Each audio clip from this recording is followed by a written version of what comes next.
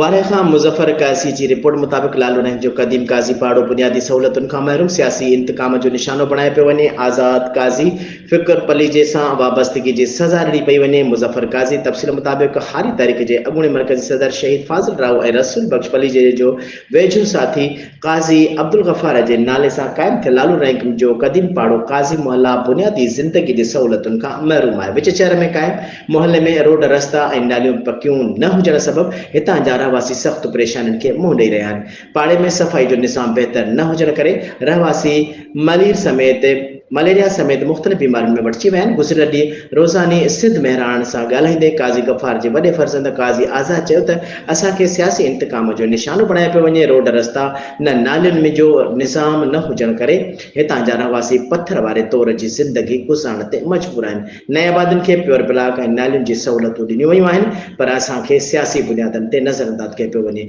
असां नवाब सरदार खान चांडियो ऐं MPA वारह बुरहान खान चांडियो खां घुर था कयूं त काज़ी पाड़े में प्योर ब्लॉक ऐं नालियुनि जूं सहूलतूं ॾिनियूं वञनि। होॾां वारह प्रेस क्लब जे सीनियर सहाफ़ी अवामी तहरीक जे ज़िलई अॻवान मुज़फ़र काज़ीअ चयो त फ़िक्र पली जो सां वाबस्तगी जी सज़ा ॾिनी पई वञे।